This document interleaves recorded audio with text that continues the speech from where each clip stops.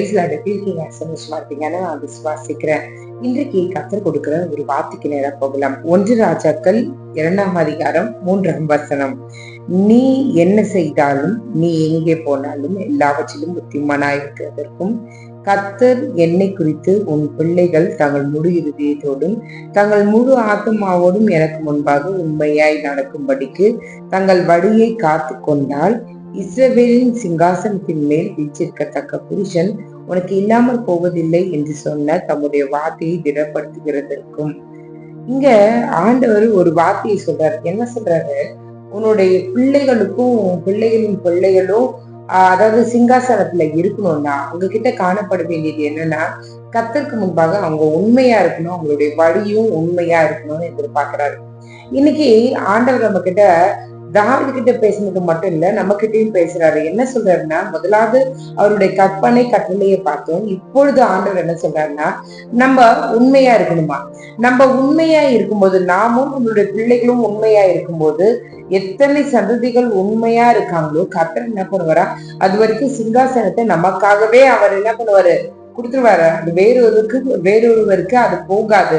இதைதான் கர்த்தர் சொல்லுகிறார். உனக்கு இருக்கிற ஐஸ்வர்யமா இருக்கட்டும், உனக்கு இருக்கிற பதவியா இருக்கட்டும், உனக்கு இருக்கிற உறவுகளா இருக்கட்டும், உனக்கு இருக்கிற ஆஸ்தி சம்பத்துகள் எதுவா இருக்கட்டும், அது உனக்கும் உன்னுடைய பிள்ளைகளுக்கும் பிள்ளைகளின் பிள்ளைகளுக்கும் போய் சேரணும்னா நம்ம உண்மையா இருக்கணும், நம்ம பிள்ளைகள் உண்மையா இருக்கணும், பிள்ளைகளின் பிள்ளைகளும் உண்மையா இருக்கணும்.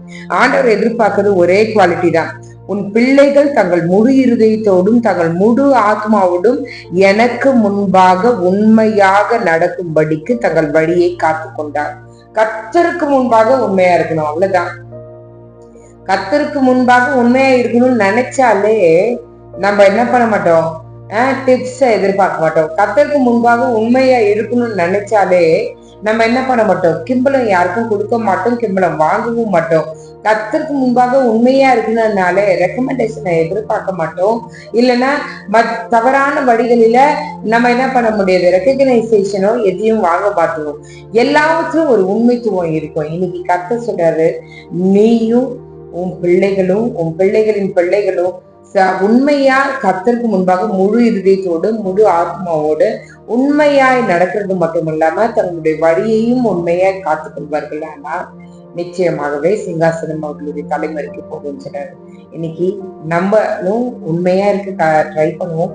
நம்மளுடைய பிள்ளைகளையும் உண்மையோடு உண்மையாய் முழு மனதோடு உண்மையை ஃபாலோ பண்றதுக்கான பிள்ளைகளாய் நம்ம மாற்றுவோம். கர்த்தர் நம்மளுடைய வாழ்க்கையில பெரிய காரியங்களை செய்வார். ஜெபம் பண்ணலாமா? நேசிக்கிற நல்ல பரமபிதாவே, அப்பா நீங்க எங்ககிட்ட எதிர்பார்க்கிற ஒரு கேரக்டர், எங்களுடைய குடும்பம் தழைக்கணும்னா, எங்க குடும்பம் ஆண்டவரே விருத்தி அடையணும்னா, எங்களுடைய குடும்பம் ஆண்டவரே ஆசீர்வதிக்கப்படணும்னா, அந்த ஆசீர்வாதங்கள் பிள்ளைகளுக்கும் பிள்ளைகளுக்கும் பிள்ளைகளின் பிள்ளைகளுக்கும் போகணும்னா நாங்க உண்மையா இருக்கணும், எங்களுடைய பிள்ளைகளும் உண்மையா இருக்கணும் ஆண்டவரே. அந்த உண்மைத்துவத்தை நீர் எங்களுக்கு தாங்க ஆண்டவரே. சில நேரங்களில் சின்ன சின்ன காரியங்கள்ல கூட நிறைய பொய்கள் பேசுறோம் ஆண்டவரே. சின்ன சின்ன காரியங்களுக்கு கூட உண்மைத்துவம் இல்லை. பெரிய பட்ஜெட்டுக்கு ஆசைப்பட்டு வாய் நிறைய போய் பேசிட்டு உட்கார்ந்துருப்போம் ஆண்டவரே. இன்னைக்கு நீங்க மாற்ற வேண்டுமா ஜெபிக்கிறோம். எங்களுடைய நாவை பரிசுத்தப்படுத்துங்க, இருதயத்தை பரிசுத்தப்படுத்துங்க, நினைவுகளை பரிசுத்தப்படுத்துங்க. உண்மைத்துவத்தை நீர் என் கர்த்தர் தருவீராக இயேசுவின் நாமத்தினால. தாவீது இடத்துல சொன்னீங்களே, அவன் உண்மையாய் இருக்கிறது போல அவனுடைய பிள்ளைகளும் பிள்ளைகளும் உண்மையாய் இருந்தால் சிங்காசனம் நிலைத்திருக்கும் சொன்னீங்க ஆண்டவரே. அது போல ஆண்டவரே நாங்களும் உண்மையாய் இருக்க, எங்களுடைய பிள்ளைகளும் உமக்கு முன்பாக உண்மையாய் இருக்க நீர் எங்களுக்கு உதவி செய்யுங்க ஆண்டவரே.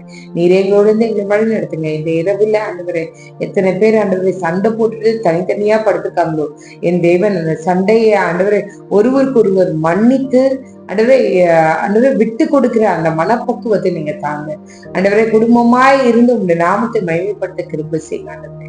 அப்பா நீங்க தான் உதவி செய்யணும். காலை எழுந்து உங்க நாமத்தை மகிமைப்படுத்த கிருபை செய்யுங்க. இயேசுவின் மூலம் ஜெபம் கேளும் நல்ல பரமபிதாவே. ஆமென், ஆமென், ஆமென். God bless you.